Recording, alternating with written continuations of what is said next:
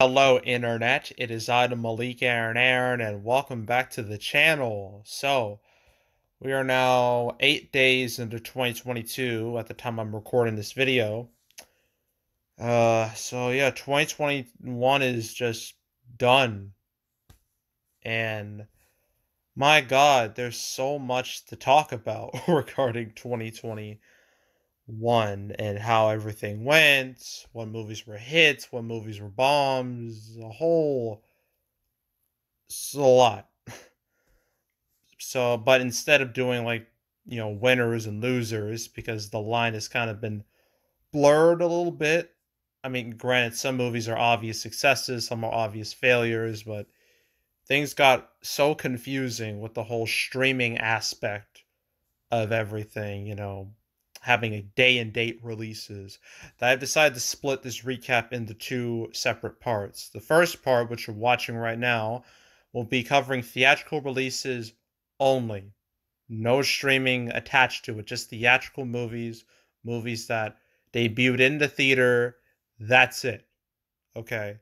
Now, the next episode after this, part two, then we'll cover all the streaming chaos that ensued in 2021 with, HBO Max, and Disney Plus, and Peacock, and Paramount Plus.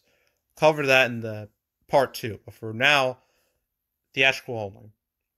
So, let's get started.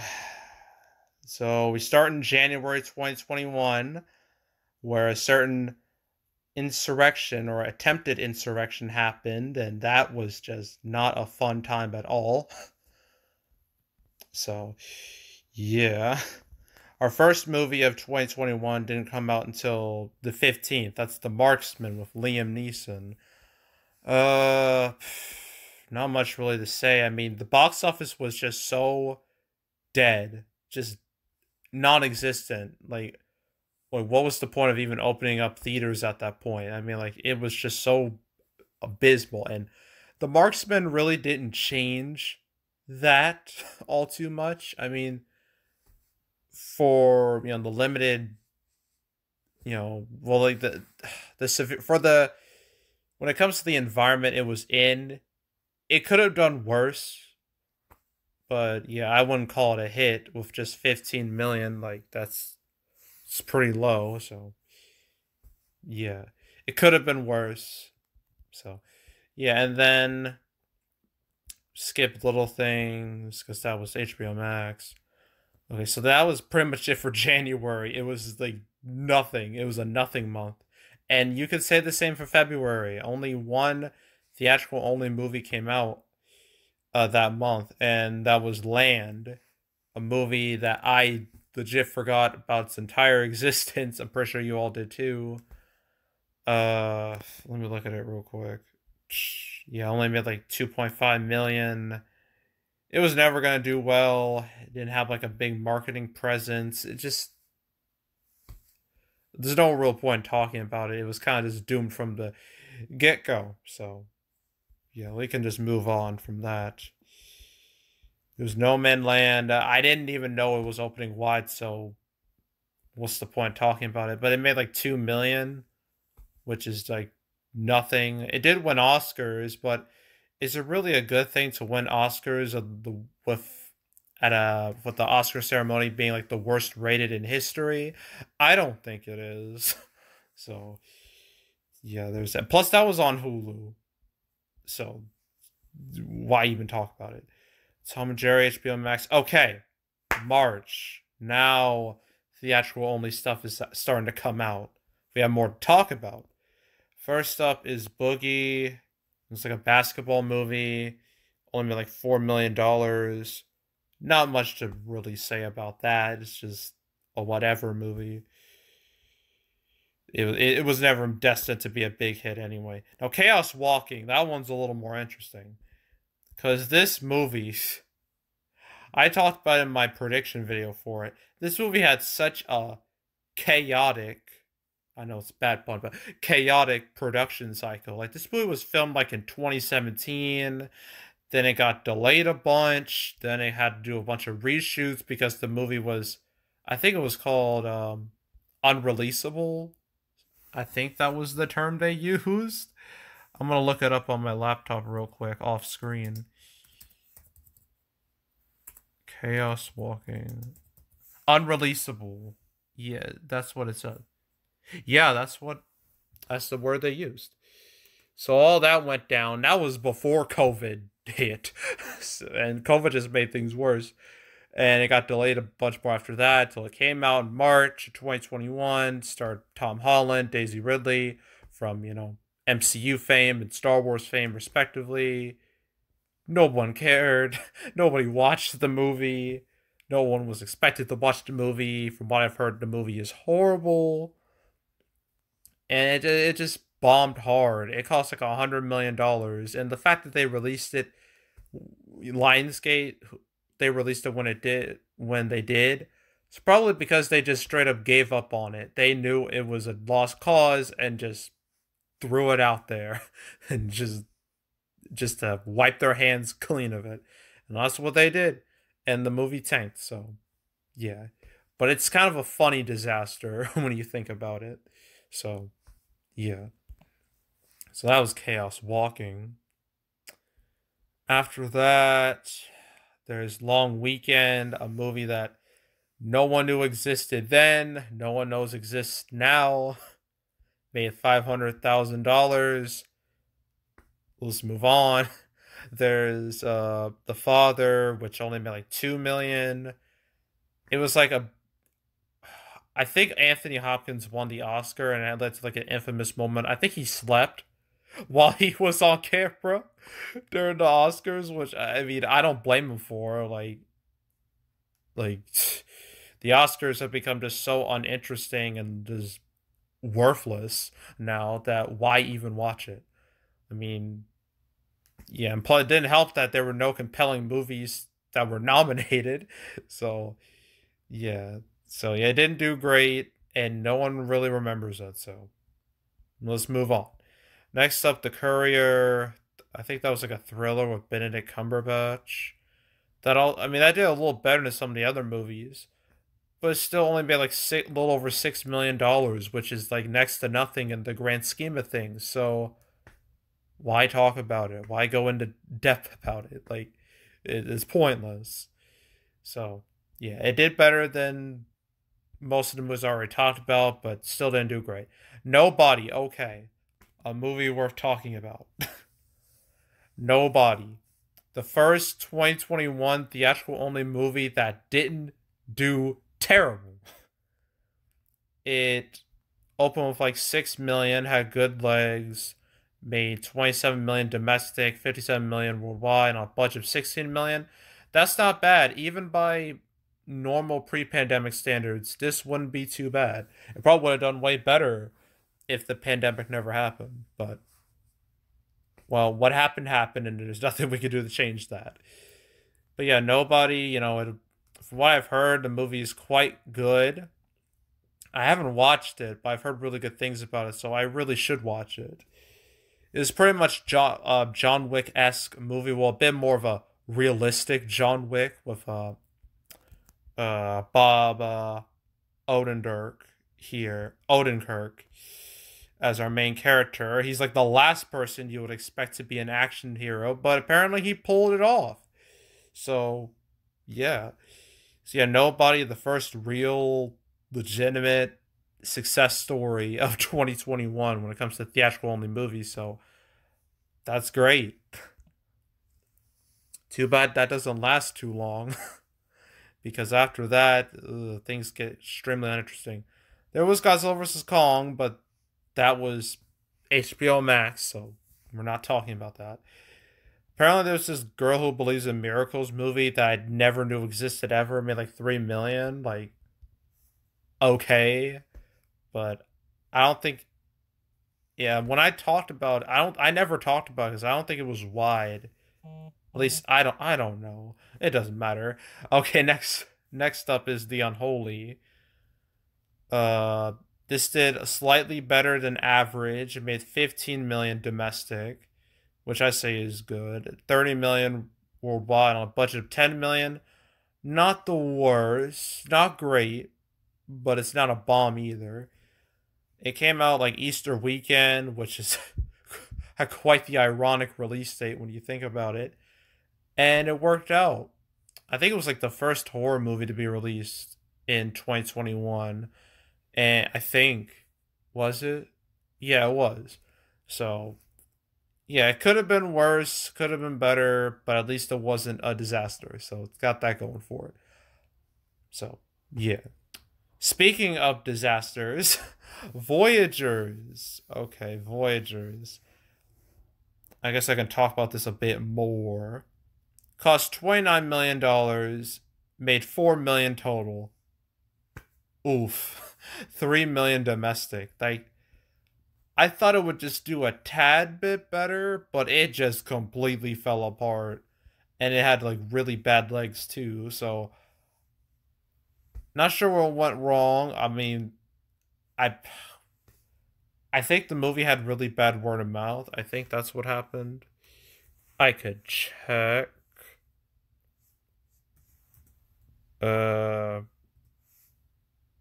Voyagers. I'm looking at cinema. Oh, a C on Cinema Score. That will kill a movie instantly. And I don't think the reviews are that much better. So yeah, this movie was kind of just doomed to fail. So yeah, nothing was gonna save it. So that was that. Demon Slayer. All right. Our first, well, we already said no way, nobody was like the first, you know, big ish hit of 2021, but this took it to another level because anime has always been pretty niche in the States. Sure, like you see everyone walking around wearing anime shirts, knowing all the anime series, your Dragon Balls, your Death Notes, your One Pieces, your Attack on Titans, your My Hero Academia, and Demon Slayer happened to be another well-known anime.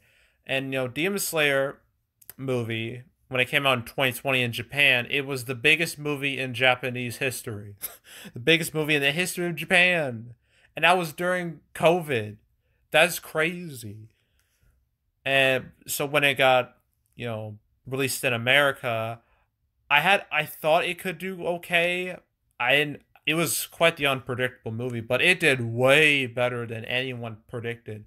It opened with like over 20 million, which is insane for anime. I mean, for comparison's sake, Dragon Ball Super Brawly, which came out in 2019, I believe for the 3 day it opened with like $9 million, and that was Dragon Ball. Everyone knows where Dragon Ball is. So for Demon Slayer to make twice as much as that, and it made like 47 million total, like that's crazy. And this was during a time where like the movies were kind of in jeopardy. At least when it comes to like theaters, they were kind of in jeopardy at this point. So it just blew away all expectations, and it provided a glimmer of hope during this really depressing time for movies. So yeah, Demon Slayer the movie, you are now the new number one winner of 2021 at this point. So far we've had Nobody and Demon Slayer the movie when it comes to real hits. Apparently there's this movie called Together. It made like $1 million. I didn't talk about it, so what's the point? But then we got Separation, a generic horror movie that no one cared about, nobody watched, made 4.5 million. Whatever, let's move on. Then, so that's April. Now we're in May. Traditionally, the first weekend of May, you have a blockbuster come out, or to be more specific, a Marvel movie come out. That didn't happen this last year. It's supposed to happen this year. We'll see if that comes true, but it's looking like it will come true. But yeah, May 2021 was bleak. At least the beginning part was very bleak. We first got like Here Today, a movie that had like no marketing. It just got put on the calendar just for reasons, and it made no money, made less than $3 million, so who cares? Now for another interesting movie, Wrath of Man. Jason Statham flick. Actually, more specifically, a Guy Ritchie flick. And I would consider this the third real hit of 2021 when it comes to theatrical only movies at this point. Because Wrath of Man, I mean, it's gross, like on the surface, doesn't seem too impressive. Like 27 million, what's so impressive about that? But when you think about it and look at Jason Statham's track record, let me look it up real quick. When he's not dealing with Fast and the Furious or like the Meg or anything, this is pretty average for him. Like the Mechanic Resurrection, 21 million, Homefront 20, Parker 17, Safe 17, Killer Elite 25, Mechanic 29, Crank 2 13, Transporter 3 31, Death Race 36, Bank Job 30, War 22, Crank 27, Transporter 2 43, and Transporter 25. Like, this is pretty average for him. And the fact that it was able to make this much at all in the environment it was in, I think is somewhat impressive. I think this may have been the first movie that actually made the type of money it would have if it opened like pre-pandemic. So yeah, that's a big a big thumbs up in my eyes. It's in the grand scheme of things, it's not a huge thumbs up, but in my eyes it is. Because it proved that certain movies can do well even in this really shitty situation known as the pandemic. But yeah, it made like 85 million worldwide. I call it a hit. I'd say it's a hit. Which is what makes it strange is that Guy Ritchie's next movie, Operation Fortune, was supposed to come out in January of this year, but they moved it to like March. I'm not sure why. I don't know how things would have changed, but whatever. But yeah, Wrath of Man, I consider a hit. So that's 3 hits so far. Then May 14th, a lot went down. Profile did terrible. Finding You did terrible. Not worth talking about. Spiral's more interesting. Spiral, it was the 9th Saw movie. This was the first movie I saw in the theater since COVID started. Like the last movie I saw before this was the Sonic movie in February of 2020, Valentine's Day 2020. So it was a good like 15-month gap from that to Spiral, and I chose Spiral to be my first movie back to the theater because I'm a big Saw fan. I've watched all the movies, I played the games, all 2 of them, and yeah, I'm a fan of the series, and I wanted to see the new one, and I did. And well, the movie wasn't. It was kind of strange, but I'm not gonna talk about the quality. I'm talking about the box office. It didn't do all that great. It only made 23 million domestic, 39 million worldwide on a budget 20 million. Not something I would brag about, really. I mean, I don't know. I mean, at this point in time, it was the most successful horror movie to come out. Although that would quickly change later that month. And don't worry, we will get to that movie. But yeah, Spiral, yeah, it didn't do great, and things were still in a really bad spot when it comes to overall box office. So yeah, that didn't help anything. Dream Horse came out the next weekend, made like less than $3 million. I don't know why they thought to release this in theaters. I don't get it because nobody cared about it at all. So, and no one watched it, so it feels like just a waste of effort just to put it in theaters. But now we get to the big one.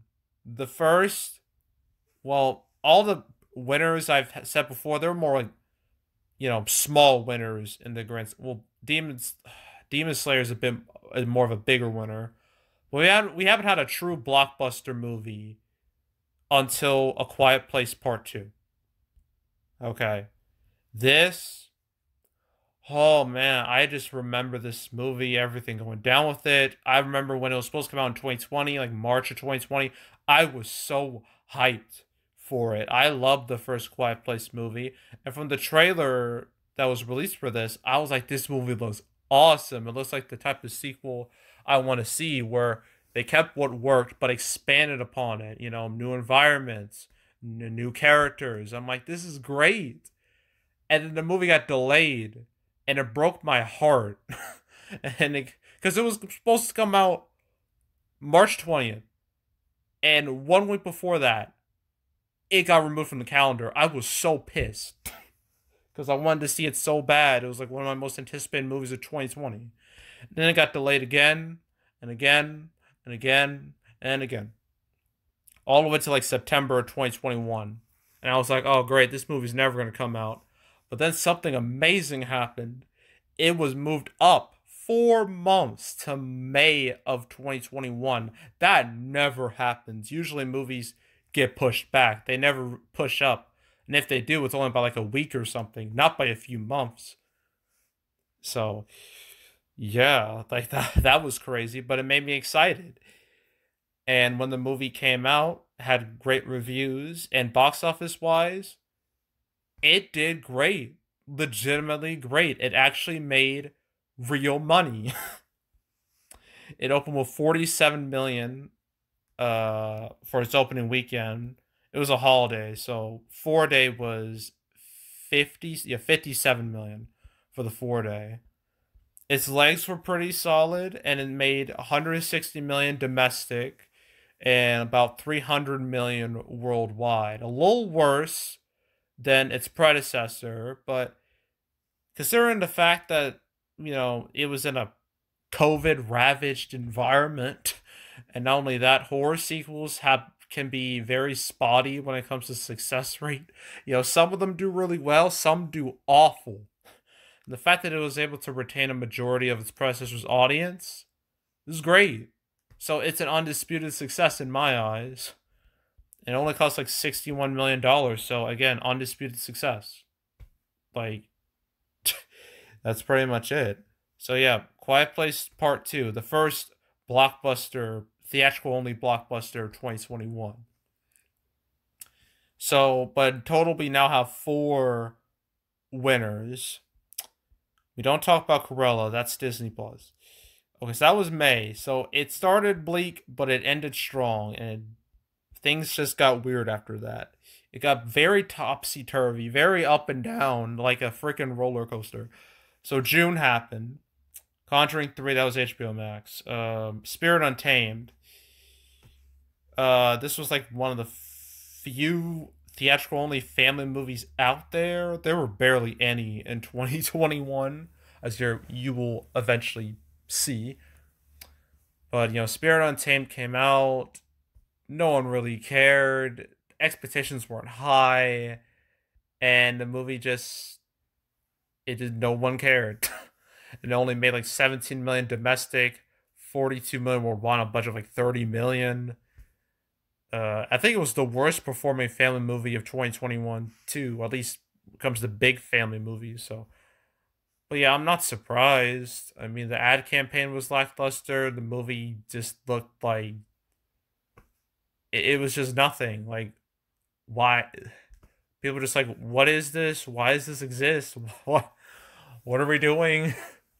And yeah, the box office shows that. So, yeah, Spirit Untamed just didn't do well for the family market. Okay, next up, Skipping in the Heights, because that's HBO Max. Peter Rabbit 2. Oh, this movie. I have a grudge against this movie, mainly because I had to talk about it so damn much for the canceled series, because I had to cover its like the amount of release date changes this movie has is pure was pure insanity. Insanity at its finest. I'm just gonna look up just to see how many delays there truly were. In terms of canceled episodes, I've done 1, 2, 3, 4, 5, 6, 7, 8, 7. Apparently, I've only done 7 maybe more. I think it's had more release date change than that. I think close to 10. It just ricocheted all over the calendar. It was madness.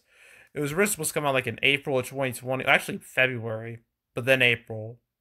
And then COVID happened, so it moved to like August and January. Then it just went all over the place to like May, to July, to June, just chaos until it finally settled on June 10th.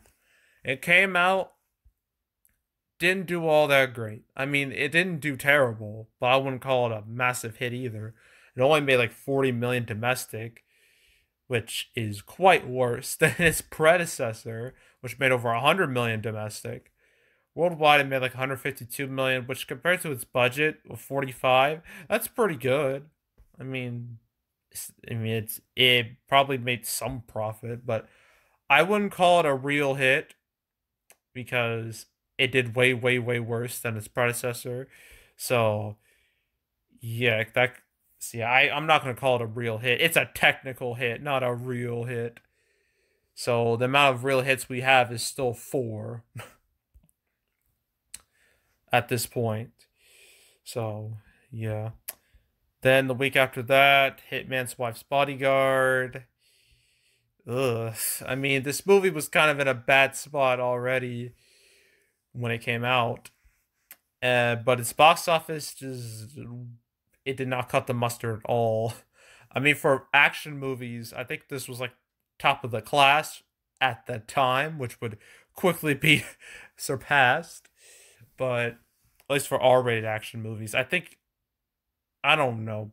I'll check when we get later into this video. But yeah, it came out. It did way worse than its predecessor, like less than half.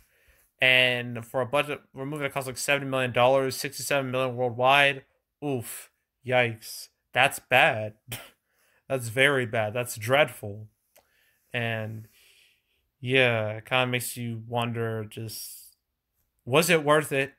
Was it worth releasing this movie in the cinema if you were going to have like such a dismal return on investment? Like, come on. But I mean, again, it could have been worse, but it could have been a whole lot better too. So yeah, June so far is looking quite depressing, I know, but it ended with a bang. That bang being F9, our 5th hit when it comes to theatrical only movies. Now, F9 obviously is a Fast and Furious movie, so I mean these movies it's had such a weird history, but like the past few movies have done extremely well. They made well over $1 billion, so obviously this movie was kind of destined to be a hit. But even with COVID, even with the whole John Cena Taiwan thing that happened, all that, it still made money. It made quite a bit of cash, I would say. It made over $700 million. Sure, that's a bit worse than its predecessors, but then again, nobody expected this to match its predecessors. And I believe this was like the 3rd biggest movie of the year when it comes to like Hollywood releases. The only 2 that did bigger were No Time to Die and No Way Home, which I will talk about later in this video. But yeah, F9, I call it a hit. In the grand scheme of things, it is a hit. Plus, it's getting a 10th movie, so yeah, it's a hit. It's a hit. It's our 2nd real blockbuster of 2021 and our 5th overall winner. So yeah, so this proved that big movies can do well. It's just that it's the smaller movies that struggle. But if you have a big blockbuster movie, then you'll do fine. At least that was the thought process at the time. But yeah, for F9 I consider a hit. So that was June. Then July happened. We had like Zola, which had like didn't do all that great, made like $5 million, so it was kind of whatever. Boss Movie 2, that was Peacock, so we don't talk about that. Forever Purge, what I thought would be the last Purge movie until they announced, oh, we're making another one. I was just like, God damn it. Now my thumbnail is outdated. I was upset. But anywho, the Forever Purge, being the 5th Purge movie, and considering the fact that the COVID landscape was just very unpredictable and toxic, um, for lack of a better term. It did well, I'd say. I mean, it only cost like $18 million. We had like 76 million total. That's not bad at all. Like far from bad. Even though it is the worst performing Purge movie, it still made a profit. It was still more successful than majority of the movies that came out at this point. So yeah, I would consider it a hit. So it's like hit number 6. Actually, you know what? I'm gonna be nice to Peter Rabbit 2. I'm gonna be nice. That's hit number 7. Well, Peter Rabbit 2 would be hit number 5 technically. F9 would be F9 would be 6, and Purge would be 7. So Forever Purge, you're a 7th hit of 2021. So I believe that's right. Am I counting this right? Yeah, it's 7. So it did fine, but whatever. It merely did okay. We don't talk about Black Widow because that was Disney Plus. Again, don't talk about Space Jam 2. That was HBO Max. Roadrunner was like a documentary. It made like $5 million. Okay, I didn't cover it, and it just did bleh, just whatever. Escape Room 2. Uh, this one's a bit more questionable when it comes to if it's a winner or not. Technically, it is. I mean, it only cost 15 million, made like 51 million worldwide. That can't be a flop. But at the same time, like it did so much worse than its predecessor. Granted, I said the same thing about Peter Rabbit 2, so I guess I'm gonna technically call it a hit. So it's hit number 8, even though it's not even a strong hit. So, and besides, this was just one of those sequels that didn't need to exist, but they made it anyway. Why? To make money. That's why. So, yeah, it's just kind of whatever. But it's hit number 8. Okay, what's next? Okay, July 23rd. Oh, but it was around this time, mid-July, when like the Delta variant was starting to spread, and it caused a lot of concern and panic when it came to movies at this time. A lot of doubt, and with the box office for the next couple movies, yeah, that doubt was somewhat justified. So Joe Bell made like $1 million. That is just embarrassing. Truly embarrassing. And there's nothing more to say about that. Now, the next one, Old. This one actually did pretty okay. So, Old, it was M. Night Shyamalan's new movie. It opened at number 1 with like 16 million, which, although was his worst performing movie when it comes to opening weekend, it was still a success overall and made like 48 million domestic, 90 million worldwide on a budget of 18 million. How can anyone call that bad, right? And yeah, it was like one of the only movies. In fact, it may have been one of the only movies that month to actually do well in the grand scheme of things. So that's great for Shyamalan and great for Universal and the horror genre. But yeah, it probably would have done better if it was in pre-pandemic times, but in overall, it did fine. It merely did fine. That's all I can really say. Snake Eyes, though, this bombed hard. And for good reason. Because this movie was a mistake. I mean, this movie had a lot going against it. I mean, first of all, the G.I. Joe movies that came out before this, the previous 2, were not good. People did not like those movies. Fans especially did not like those movies. So that you already got that going against you. Second is that the titles, Snake Eyes G.I. Joe Origins, it gave me some hardcore X-Men Origins Wolverine vibes.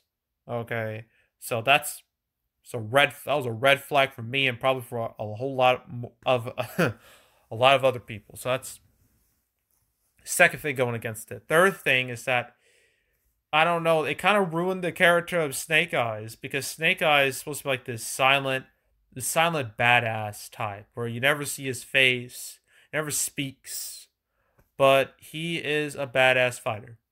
And a lot of people like that about him. This movie said, "No, we're gonna have him talk. We're gonna show his face, completely destroy any mystery and mystique from the character." And yeah, that did not work out at all. The movie was received bad by critics, audiences, and the general public. Everyone, nobody liked this movie. And this movie committed some real sins, like the fact that they showed off not only like the ending scene in the trailer and the advertising, they also showed off the post credit scene in the advertising, which is like something you never ever do. Ever.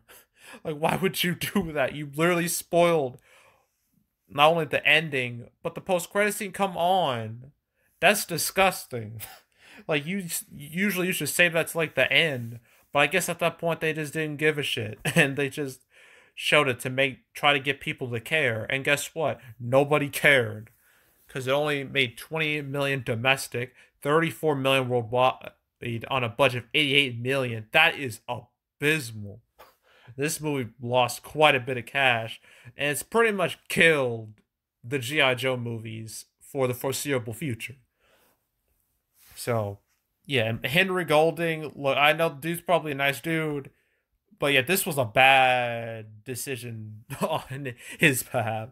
Like, he made a bad choice with this movie, and yeah, I don't think he's gonna be a lead in a movie anytime soon, which kind of sucks for him, but he shouldn't have done this movie. Like, any sane person would not have done this movie. So, yeah, Snake Eyes G.I. Joe Origins, huge disaster. Nothing positive to say. So, let's move on. So that was that. Then the end of the month, I got The Green Knight here, an A24 movie, another 2020 movie I really looked forward to until it got delayed. Then it came out in July. I saw it, and yeah, as I expected this movie to be divisive amongst like the general audience, like mainstream moviegoers, because A24 known for releasing movies like that, movies like The Witch, It Comes at Night, Hereditary, Midsommar, just to name a few, and this just fits right in with those movies.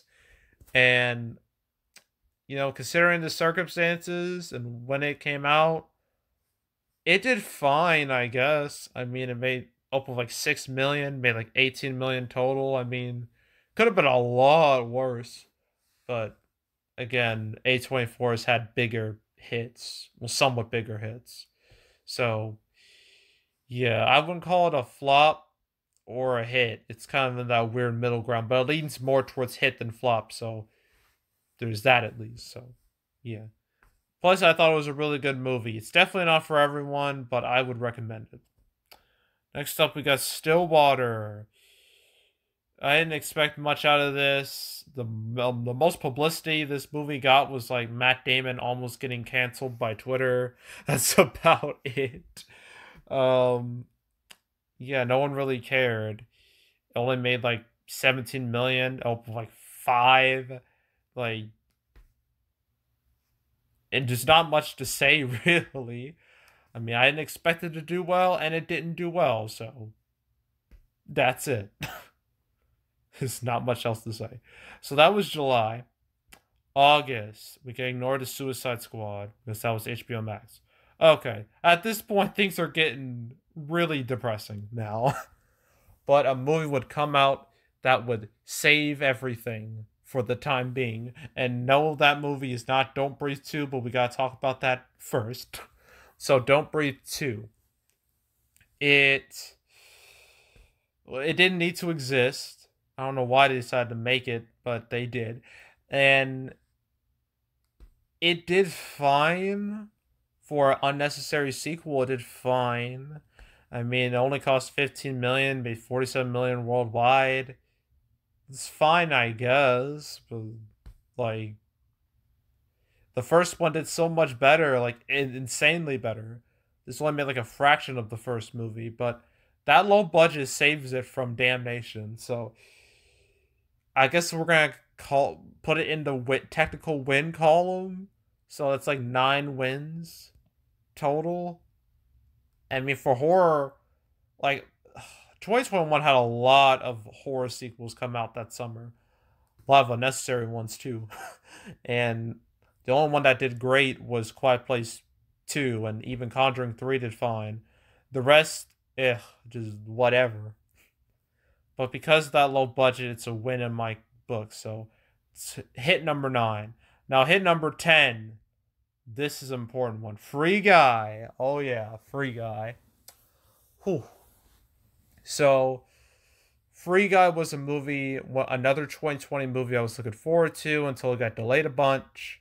Then it came out in August, and this movie had a lot going for it and a lot going against it. I mean, Ryan Reynolds, likable guy. He was in the Deadpool movies, which raised his stock considerably.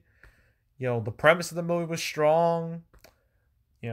Had great reviews, but at the same time, not only was it a 20th Century Studios movie, which just happened to be the kiss of death for a lot of movies, but also, things weren't going well with like movies at this point.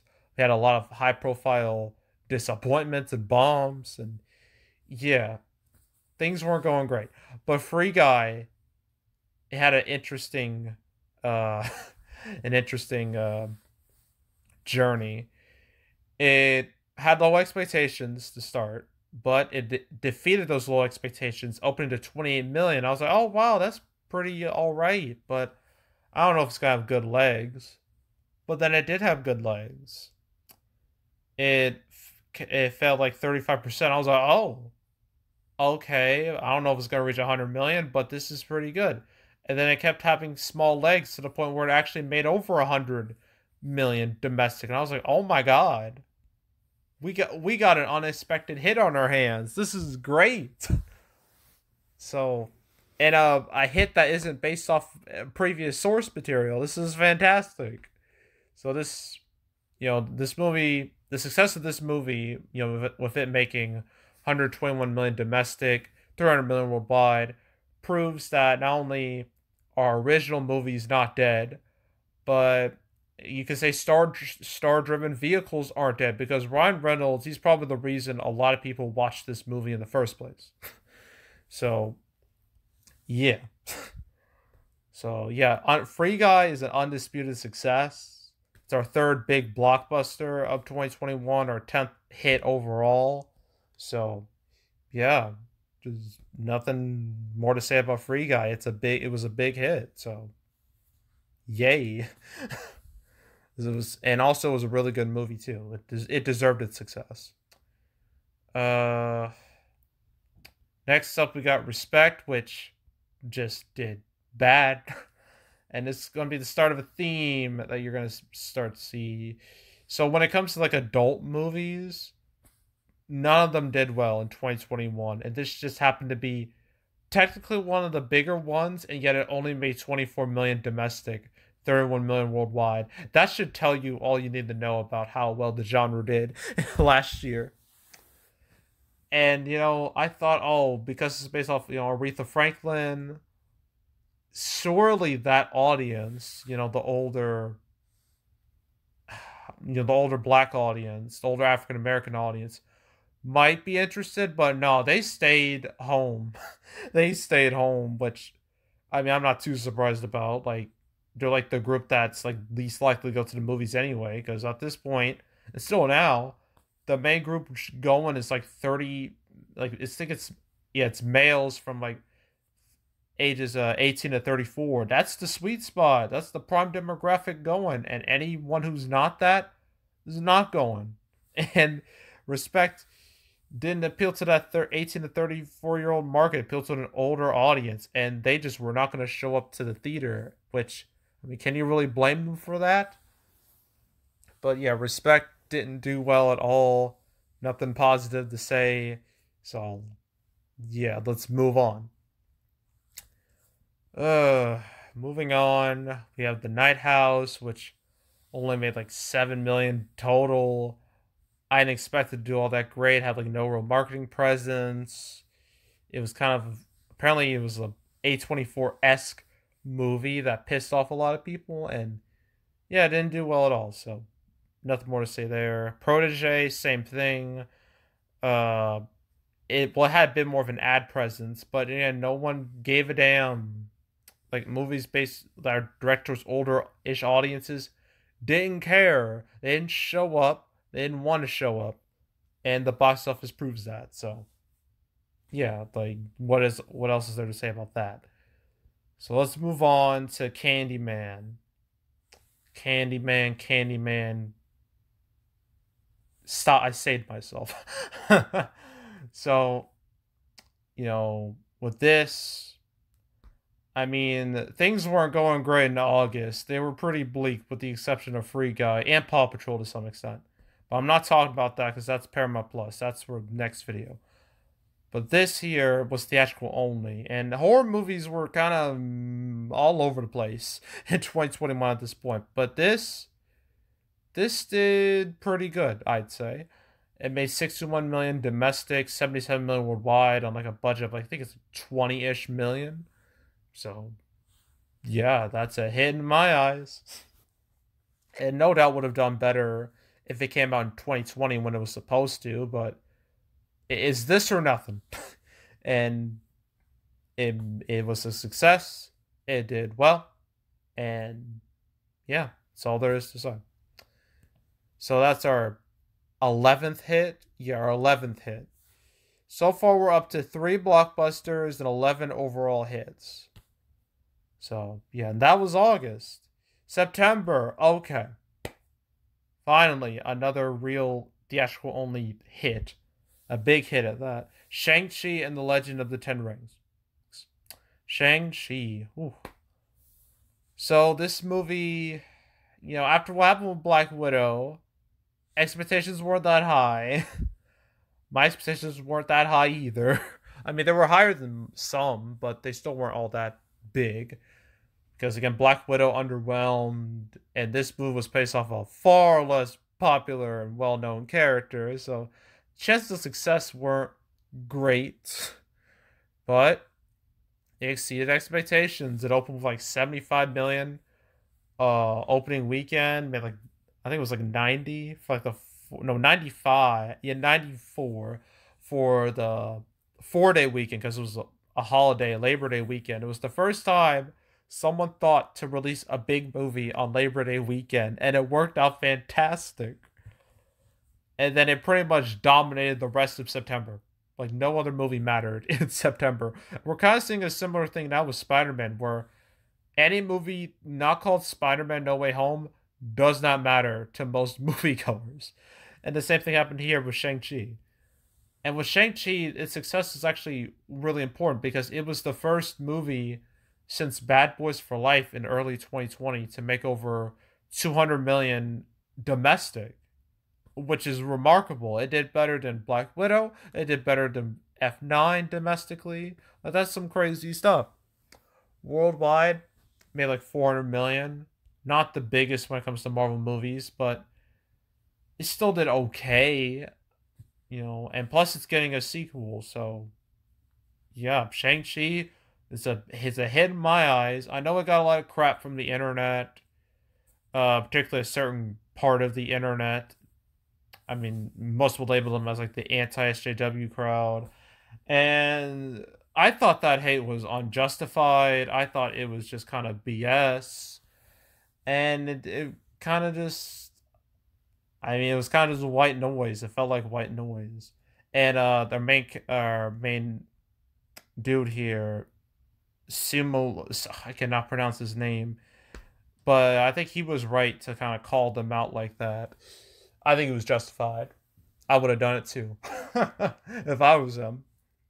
But yeah, Shang-Chi, a hit. It's a hit in my book. So yeah, so that's our 4th blockbuster.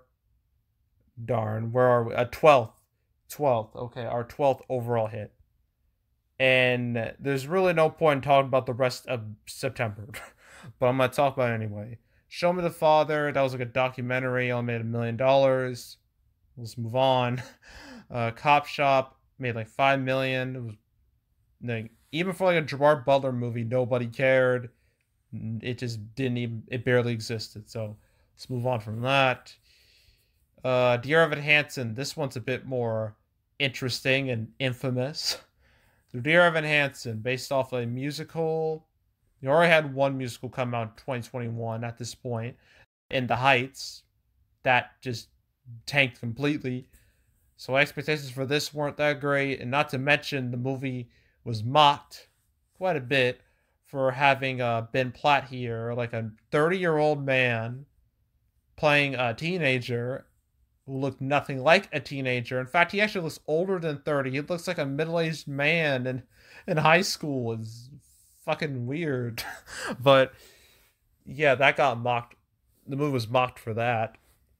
And when it came out, oof, reception was brutal. Like reactions were pretty brutal, and its box office was just as brutal. It opened with like $7 million, paid like 15, like 17 million worldwide. I think the budget was like close to 30, so it's a bomb. It tanked. There's nothing positive to say about this, and yeah, just it deserved its failure. That's all I'll say. So, yeah, it had it coming. Courageous Legacy was like a re-release of like Courageous like 2011. It made nothing, so why talk about that? Eyes of Tammy Faye, that was like an Oscar bait movie. Didn't do great, didn't do well at all. Only made like 2 million, so let's move on. So yeah, September was very depressing with the exception of Shang-Chi. October, completely different story. So, first one we're going to be talking about for October is Addams Family 2. One of the only, another theatrical, well, this had the PVOD release, but that's not really streaming. It doesn't matter. Let's just talk about it anyway. Because it made a good amount of money domestically despite the PVOD release.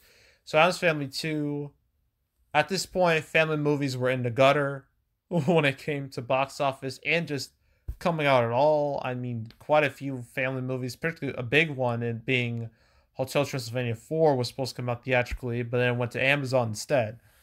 So yeah, things weren't looking good for Addams Family 2, but to its credit, it did well. It helped that it was cheap. I think it cost like 24 million and made like 56 million domestic, 110 million worldwide. I mean, some would argue, oh, that's way, I did a lot worse than the first, but yeah, that was to be expected. I mean, the first 2019 movie, people watched it out of curiosity. They didn't watch it because it was good. So I didn't expect them to show up again for this. But it did well. It did okay. It didn't tank. And it proved that a family movie can do well in this streaming, world, with like certain what's been going on with family movies. It can do well. You just gotta kind of, I guess, release the right movie or the right type of movie. I don't know. But yeah, overall, it did fine. And that's all I'll say about it. It just did fine. Not gonna talk about May 6th New War. That was HBO Max. Venom 2, alright. Another blockbuster. Oof. Our fifth, to be exact, at this point. So Venom Let There Be Carnage. Venom 2. I mean, the first Venom, sure, it was bad, but it was entertainingly bad, and it gave us a lot of dank memes, and it was a massive success. Made well over 800 million worldwide. It was bigger than most Spider-Man movies. It was really weird. So obviously a sequel was to come.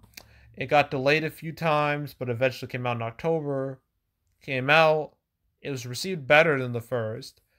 And it actually did extremely well considering the circumstances.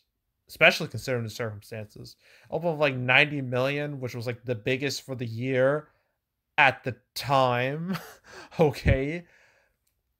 But still, the fact, and that's actually bigger than its predecessor, which opened like 80 million. So the fact that this was actually able to open bigger than the first, nuts, wild stuff. So that proves that the movie experience was not dead, and overall, I think its domestic total is like 212 million. I think that's about the same as the first, which is very impressive for a sequel. Worldwide, it's not as good. It made like 500 million worldwide, which is still great for its budget of 110 million, although it's way, way, way worse than its predecessor. But the thing is, the first Venom had China to boost its gross. That made like well over 200 million in China. I think like 270 million. So you subtract that to like 600-ish million. So the fact that this made like 500 million, it was close enough. Again, if you subtract China from the equation. So I call it a hit. I call it a blockbuster. So yeah, so this is our fifth blockbuster and I lost count. Doggone it. I lost count. This was bound to happen. I think this is 12. 12, I think. I'm gonna count real quick. One.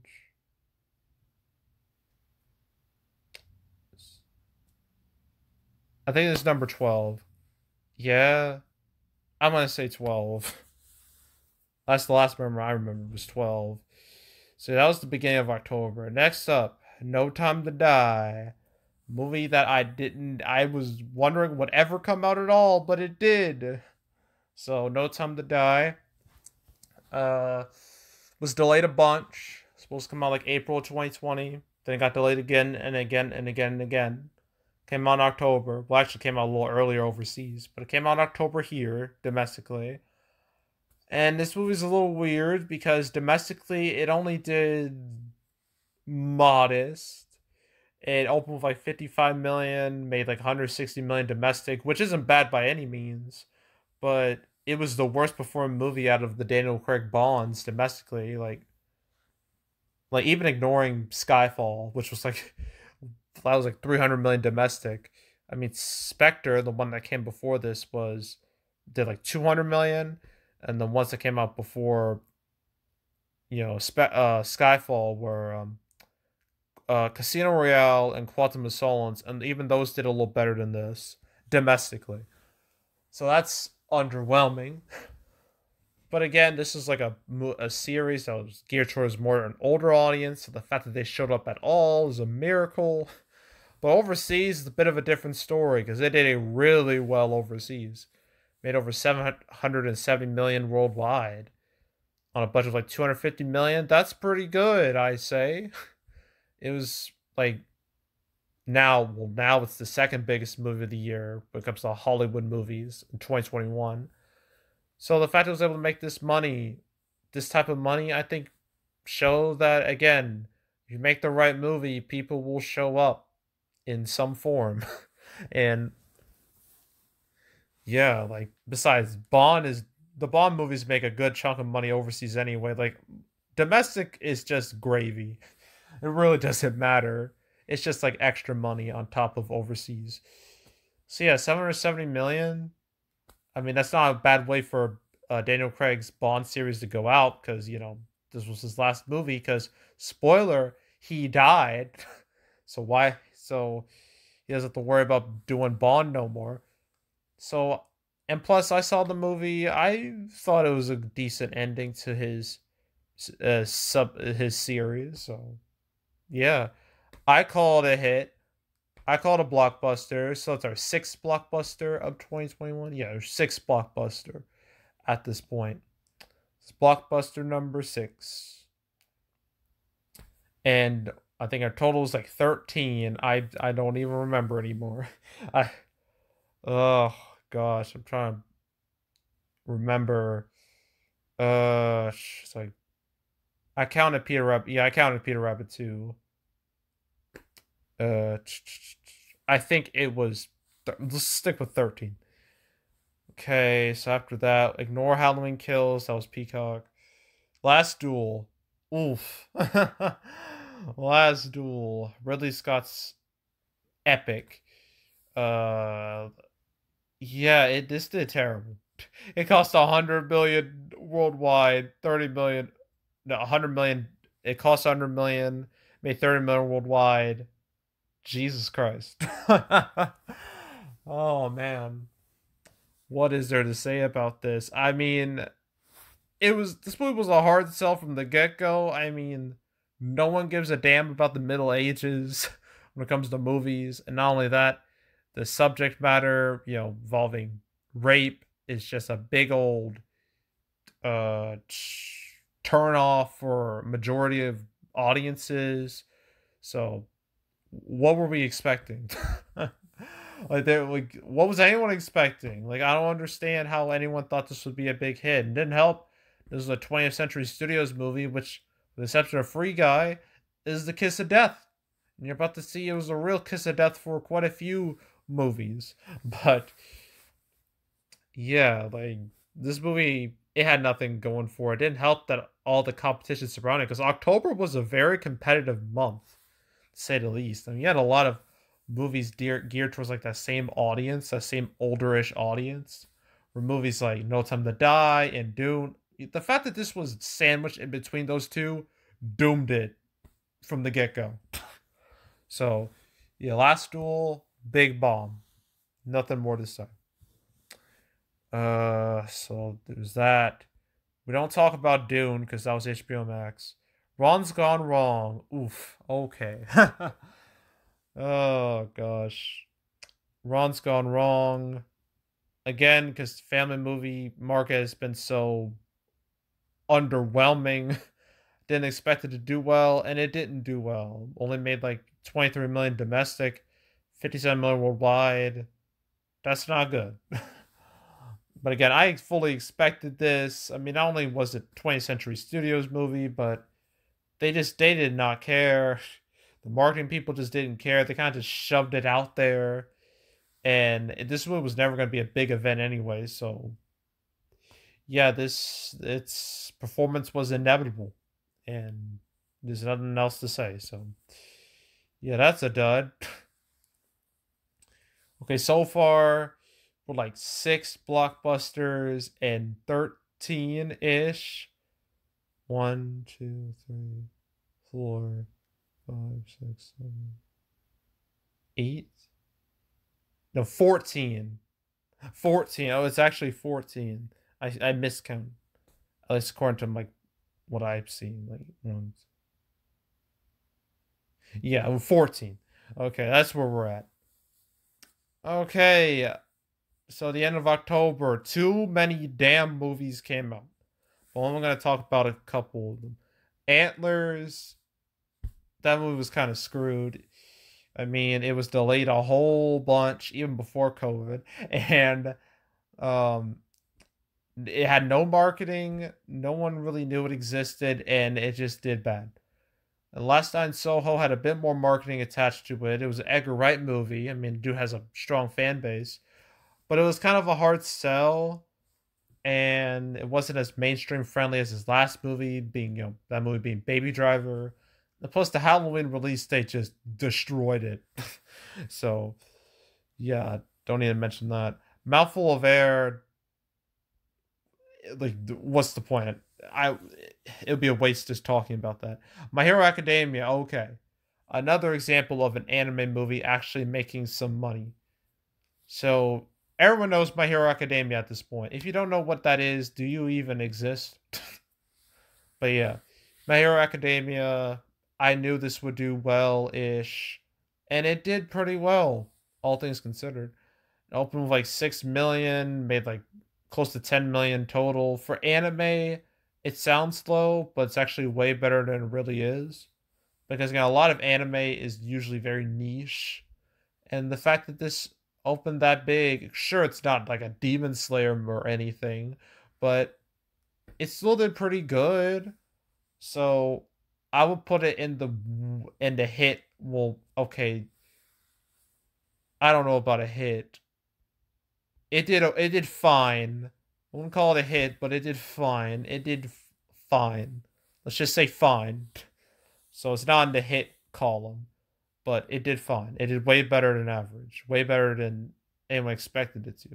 The French Dispatch, Wes Anderson flick, his latest, it did okay, but it's far from his best when it comes to box office. But it proved that the art house isn't dead, so hooray. And that was October. It was quite the month, to say the least. It was the most exciting month all year long when it comes to the box office. And now we reached November. Okay, we're almost done. Don't worry, we're getting there.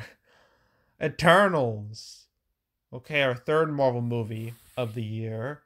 This one was not as good, nowhere near as good. It was pretty bad. I mean, from watching it, and expectations were somewhat high, but it didn't really live up to those expectations. It kind of just did. It opened with like 71 million, made like 164 million domestic, close to 400 million worldwide. I mean, that's not terrible on a budget of like 200 million, but it's not great either. I mean, Shang-Chi looks a lot more impressive, you know, because, I mean, not only did it make more money, but has a better reputation. Like this, like, did anyone really care? Like, no one really cared all that much. I mean, it's like, I kind of, I, I mean, I watched it, and I'm struggling even to remember what happened. It was just like, it was just kind of a trash movie. Like in the yeah, it was a trash movie. And plus, like, no one knew who these characters were. Like, who the hell? Like, these characters' names are like the funniest thing ever. I mean, we got Kingo, we got Drug, Sprite, Gilgamesh, Makari, Cersei, Phastos, Ajax, Icarus, Athena. What is this? And yeah, I think domestically it's the second worst performing MCU movie, only after Incredible Hulk, which was like in 2008. So yikes. Even Black Widow, even with Disney Plus and piracy, it still did better domestically than this. So there's no excuse for this. So I wouldn't call it a flop, but it's not a hit either. It's in that weird middle territory. So yeah. Yeah. Then I got Spencer, which was an Oscar bait movie about Princess Diana, starred Kristen Stewart. It didn't do great, so it only made like $7 million, which is like nothing. So let's move on. Then we got Belfast, which did open wide. Well, I covered it when it opened like, well, technically limited, but it expanded over Thanksgiving, so it counts. It didn't do great. Only made like less than $7 million. So again, the Oscar bait gone wrong. I'm not going to talk about Clifford because that was Paramount Plus. Okay, Ghostbusters Afterlife. All right, another hit we can talk about. So Ghostbusters Afterlife. Ooh, that movie was in a weird place, wasn't it? Had to deal with being the first Ghostbusters after the 2016 movie, a movie that a lot of people didn't like. I'm one of those people. And, people were like skeptical about this movie because it was like the real sequel to Ghostbusters and Ghostbusters 2. So, yeah, it was looking a little iffy, but when it came out, reception was pretty good. I mean, fans really enjoyed it. I mean, I saw it, I thought it was pretty alright. But the box office was way better than I thought it was. I thought this movie could have had a similar fate to, say, a Men in Black International. That's what I said in my prediction video, because the red flags were a little too much for me to be like, oh, this will be a smash hit. But it did way better than I thought. It opened 44 million, made 123 million domestic, made 185 million worldwide. I mean, that's not great compared to its budget of like 75 million, but unlike the last Ghostbusters movie, this actually was a success. This actually made money. It made a profit. Well, it will make a profit. Maybe not now, but a little later on. So, and plus it has a good reputation, unlike 2016. So, I'm going to say, I mean, some would disagree with this. But actually, I don't know if I would put it in the blockbuster category. At least domestically, it is. You know what? Screw it. It's a blockbuster domestically. Well, Ghostbusters never made money overseas anyway. But Domestically, it's a win, a big old win. So it's number 7 when it comes to blockbusters, number 15, I think, when it comes to actual hits. So yeah, Ghostbusters Afterlife, it was like really the only big winner of November. So that's kind of depressing. And then the end of the month, you had a bunch of Thanksgiving movies. First, you got Encanto, it being a Disney animated movie, theatrical only, no Disney Plus shenanigans. I thought it would do a lot better. It didn't do well. It opened kind of weakly, like 27 million, made 91 million so far. I thought it would have really good Christmas legs, but Sing 2 killed those chances. So, yeah, it's only made 200 million on a budget of 150. Oof, not good. I mean, granted, it only had like a 30-day exclusive release in theaters, and then went to Disney Plus on Christmas Eve. Apparently, it's doing really well on Disney Plus. I've checked Disney Plus, I bought it, and it's been number one trending for quite some time. So it's got that going for it. But overall, didn't work out. You know, and what really stings is that Thanksgiving is a historically lucrative time for a Disney movie, a Disney animated movie. They've had so many hits in the past. I mean, even the last decade, Tangled, Frozen, Moana. That was, and Coco from Pixar. Like, that's just the past decade, and this just didn't reach those heights. So yeah, it's kind of a bomb. So I mean, I heard it's good, but it's a bomb. So yeah, nothing more to say about that. House of Gucci did fun. Oh, I pressed the wrong thing. Okay, House of Gucci. It was the only adult movie last year, to actually do somewhat well, because it opened with like 14 million, made like 49 million domestic, 126 million worldwide. Pretty good, I'd say. Pretty solid. Infinitely better than what was it? Darn it. Uh I forgot the name of it already. How can The Last Duel, there we go. Which was also directed by Ridley Scott. He made 2 movies in 1 year. One did well, one did not. Guess which one is which. um yeah, this is the only adult movie to actually make some money, so I mean, I don't know what the budget was for this movie. I could check really quickly. Uh House of Gucci. How expensive was this? 75 million. It's not great, but it's all right. So I'm not gonna call it a hit, but it's better. It's in that middle ground, but it leans more towards hit than miss. So I'll say that much. And then finally, last and certainly least, Resident Evil: Welcome to Raccoon City. Dear God, man. This movie was destined to fail. It was. Like, first of all, the past 6 Resident Evil movies have a bad reputation for being basically fan fiction. So that didn't help this movie. It also didn't help that when people actually saw the movie, when it comes to like photos and trailers, a lot of people hated it. They made fun of it. They laughed at it. Said it looked like a low budget parody. And yeah, it's just that. And that stayed with this movie until it came out. And it didn't help, the movie was not good. And no one cared. It had no real marketing presence. And it absolutely just tanked. Because it only opened like 5 million, made 60 million domestically, 31 million worldwide on a budget of like 25 million. I mean, let's compare it to the other Resident Evils real quick to just show you how bad this is.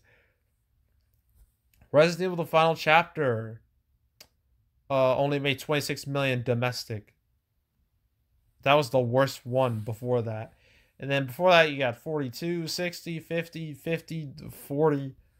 This is like so much worse. In fact, its opening weekend is worse than the first five Resident Evil. Actually, its total is worse than the first five Resident Evils opening weekends. And it's not that far off from Resident Evil's the final chapter's opening weekend. So that's horrible.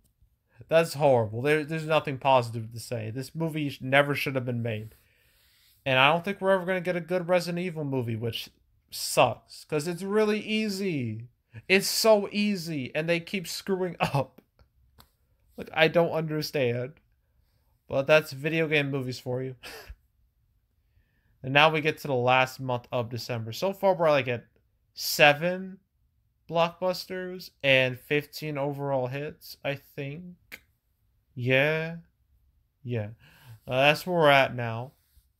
That list is not gonna, well, it's not gonna improve all that much.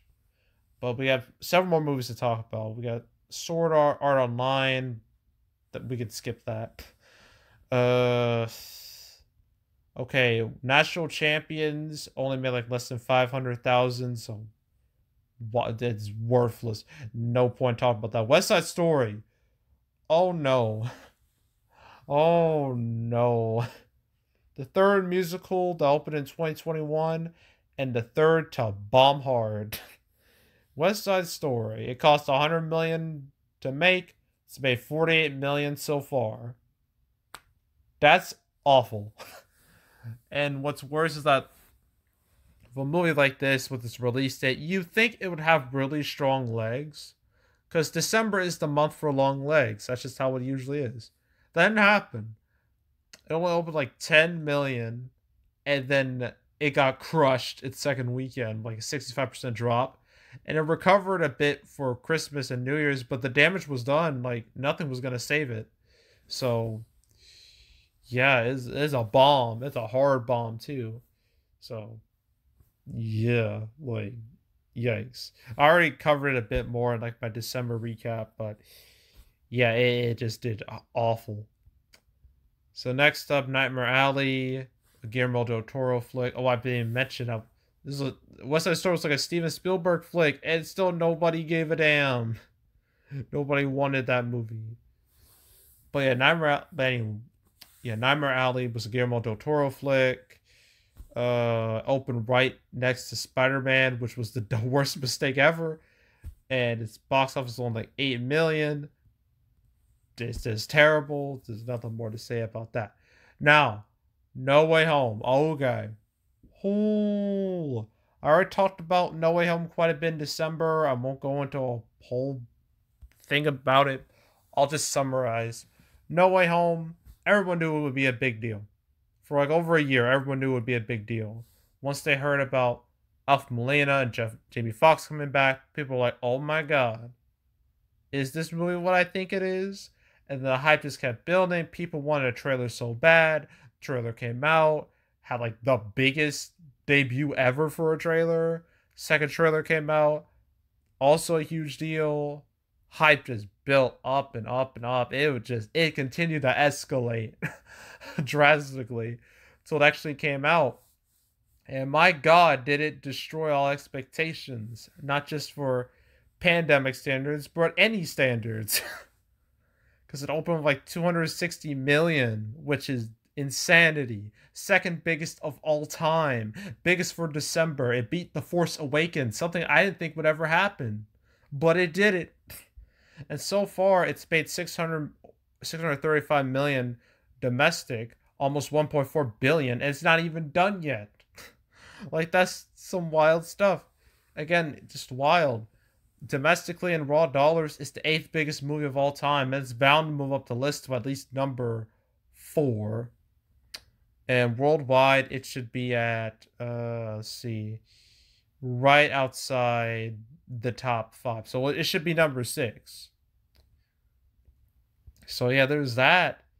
And yeah, just the success of this movie is mind-boggling because, again, like none of the other Marvel movies that came out this year performed like this. In fact, No Way Home has made more than all of them combined. I think. Yeah, it has. I just did the math in my head. It definitely has. So that's some insanity right there.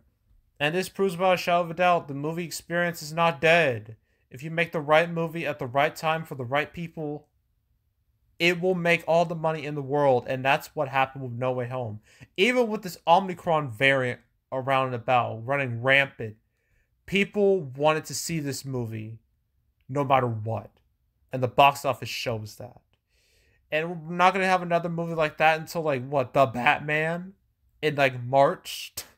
So this movie has a lot of time to make money, and yeah, it's no surprise it's the big winner of 2021. Like, is it even a contest? It's not even a contest. It was the biggest movie since Endgame, like legitimately. So this is our eighth blockbuster of 2021, but our first ultra blockbuster, something we haven't had since 2019, since Rise of Skywalker and Frozen 2 and Joker and all of them. So yeah, it's in a league of its own now. Spider-Man. So yeah, we're up to 8 blockbusters. I believe 16. Hold on. I keep forgetting. There's Nobody, there's Demon Slayer, Wrath of Man, Peter Rabbit 2, Forever Purge, Escape Room 2, Old, uh darn. Don't Breathe 2. What was after that? A Candyman, that's 9. Uh Addams Family 2, that's 10. I'm trying, it's so confusing, it's hard to keep up. That's 10. Um I think that's it with that. It's actually 18. God, I'm really bad with math in this video. I'm really bad with numbers. Um yeah, yeah. It says 18 total. And that list will continue just a bit more. Well, not the next movie, because The King's Man, I already talked about in December recap, but it just did terrible. No one expected much out of this movie. It got delayed like by 2 years constantly. And when it finally came out, it came out at the worst time imaginable, opening up against the monster that is Spider-Man. And reviews weren't great, and no one gave a damn. And its opening weekend was like less than 6 million, made like 21 million so far, which is just abysmal in comparison to its predecessors. Is a dud. Is a big old bomb. Nothing else to say. So yeah, and another 20th Century Studios disaster. This is another one. We can skip Matrix because that's HBO Max. Sing 2. Okay. This will be our 19th hit. Because Sing 2, sure, so far is not done as well as its predecessor. That's a fact. But to its credit, it will be the first family movie, first PG movie of 2021 to reach over 100 million domestic. And the first family movie to do that period since Sonic Movie 2. Not 2, the first Sonic movie. Sonic Movie 2 should do way, way better than this, realistically, when it comes out in April. That'll be the next family movie. But yeah, so the fact that this is going to make 100 million is somewhat remarkable, because as I already said, the family market in 2021 was abysmal. And this will be the new winner, so congratulations. So yeah, it opened like 22 million. That's 97 million 97 million domestically now. It will surpass 100 million like a few days, so yeah. Sure, it's way worse than its predecessor, but you know what? Considering the shit show that was 2021's box office, when it comes to hits, I'll take what I can get. So that's our 19th hit of 2021. So yay, and our last real hit too. Because the rest, they're not worth talking about. America Underdog, I thought it would be a sleeper hit. It really wasn't. It's only 16 million, which is weak. Journal for Jordan, thought would be an Oscar bait Christmas movie hit. Didn't happen. Made 5 million domestic, so I was way off with that. Licorice Pizza, I didn't expect great things. It didn't do great. It's only made 7 million, which is pretty underwhelming, especially considering its strong limited run. But it was kind of a niche movie anyway. It was never meant to be a big hit anyway. And yeah, that's it. That's 2021. It's all the theatrical only releases. I know. That was a lot. We had a lot to talk about. And of the 19 hits, well, movies I called hits, only 8 can be classified as blockbusters, and only 1 can be classified as an ultra blockbuster, and that movie was Spider-Man No Way Home, which pretty much single-handedly saved 2021 from internal damnation. It really did. It saved it from complete disaster.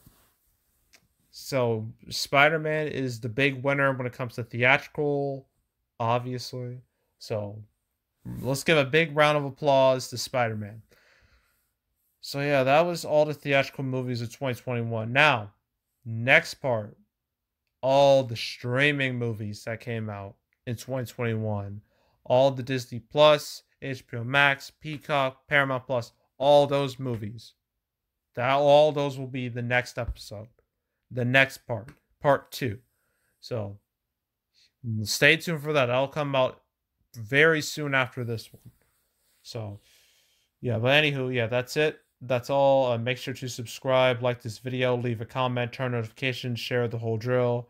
Want to check out more videos like this? Got playlists on the homepage of all previous, all previous recaps I've done. I've done monthly recaps. Last one I did was December, which was also I did a couple days before this. And I also do these like somewhat yearly or like seasonally recaps like I did last year with like the 3-part 2020 recap. Then I did like summer 2021 recap. So yeah, like these I don't do so often, but the next one you'll see will likely be summer 2022. So stay tuned for that in like, I don't know, 8 months from now. But yeah, but if you want to watch any of the past recap videos I've done, you go right ahead. Particularly all the monthly recaps. I even like the multi-month recaps I did for a time for like 2021. You want to watch all those single and multi, you go right ahead. There's also the canceled series where I go over all the movies that were supposed to come out but didn't. Last episode I did very, very recently, I talked about Turning Red, going to Disney Plus, skipping theatrical. Oof, that annoyed me. So if you want to go watch that, that's episode 101. Covered all. I've done 101 canceled episodes, and I've covered quite a few of these theatrical movies when it comes to that series. I think the ones I covered the most, I got to scroll through. I covered Nobody a few times. Trying to find them. See, there we go. Quiet Place 2, I covered a few times, definitely. Quite a few. Peter Rabbit 2, I covered way too many goddamn times. Covered him as wife bodyguard a few times. F9 a few times. From Purge once. Escape Room 2. Yeah, I covered that one. I think I covered that twice. That was supposed to be 2022, by the way, but they pushed it to like 2021, which is really weird. The rest of these I really didn't cover. I did cover Snake Eyes twice. Trying to find the rest. Covered Free Guy quite a few times. Trying to find like the more notable ones. I covered Candyman a few times. Covered Shang-Chi a few times. Trying to scroll through this. Covered Venom 2 a lot. Covered No Time to Die a lot. Trying to keep scrolling. I covered Eternals a few times. Ghostbusters Afterlife quite a bit. None of these all that much. I did cover Resident Evil, I think twice. What's That Story I covered like twice. Spider-Man I covered twice. The Kingsman I covered a lot. And that's pretty much it. So yeah, if you want to check out the canceled episodes revolving around those movies, go right ahead. Go nuts. You got plenty to choose from, believe me. So watch all of them. So there's that. There's also box office predictions where I predict box office for movies. I just started doing 2022 with the 355, but I've covered pretty much nearly all the movies I've talked about. I covered on my 2021 prediction playlist. So if you want to find that, go to the playlist tab. You'll find it, and you can watch all my thoughts on these movies. My thoughts at the time when it came to these movies, and just see how things ended up. So you want to watch all those, you go right ahead. And yeah, that's it. That's all. Stay tuned for the next part. Bye.